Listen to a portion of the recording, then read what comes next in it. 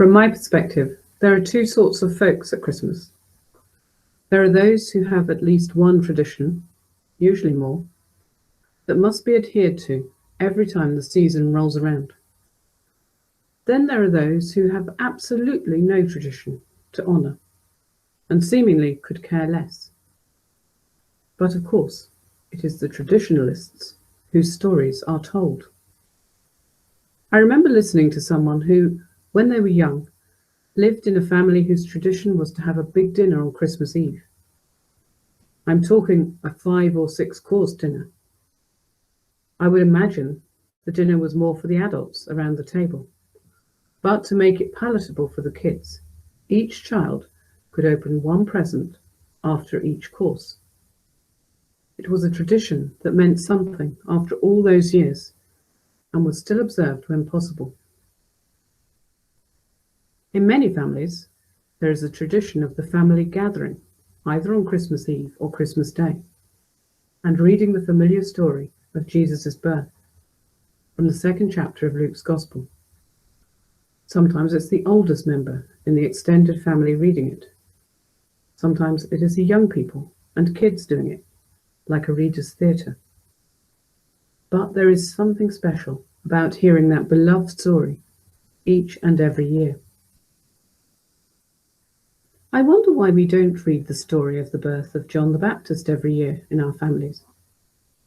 Oh, I know that John the Bee gets a bad rap for his, shall we say, negative attitude, and there aren't many Christmas cards, carols, or cute children's books about him. But something special happens when he is born, and his father, Zachariah, bursts out into song, which we know as the Benedictus.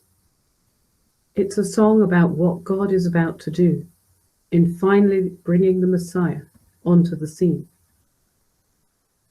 And the role that John is going to play is being the messenger who announces the arrival of this, one for whom generations have longed.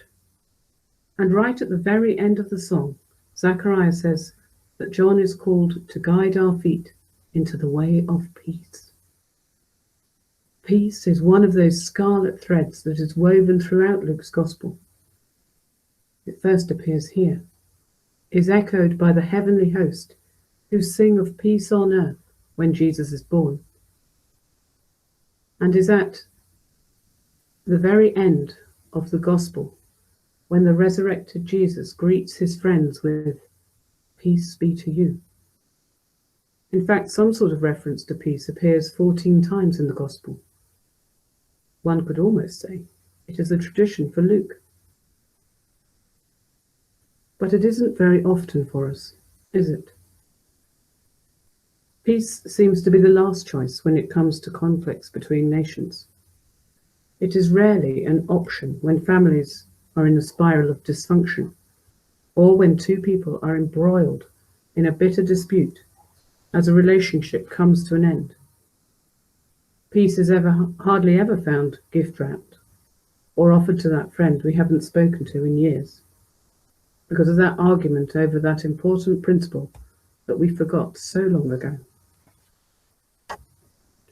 Yet, peace could become a tradition.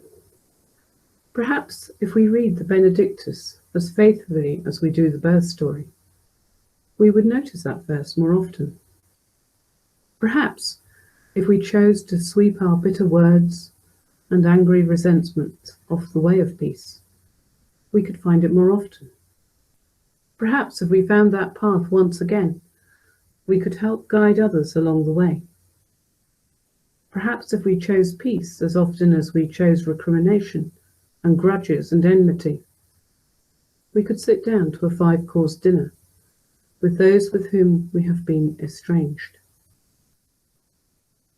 I was talking with someone the other day who decided to begin a new tradition this year. Knowing that her family and friends truly had everything they needed, or could purchase the same if needed, she decided to take the moment she would have spent on such gifts, the amount she would have spent on such gifts, and bought non-perishables, personal items, paper products, and other items for the local food pantry. She also gave her pastor grocery and fuel vouchers to give to those in need. She hopes to start something that will become a tradition for herself, her family, and those with whom she shares her story. Traditions from our childhoods, those passed down from generation to generation. Those shared moments have great value for so many. But maybe, just maybe, new traditions can begin. Maybe, just maybe, the way of peace is one such tradition we need to begin, or at least reclaim. T is for tradition.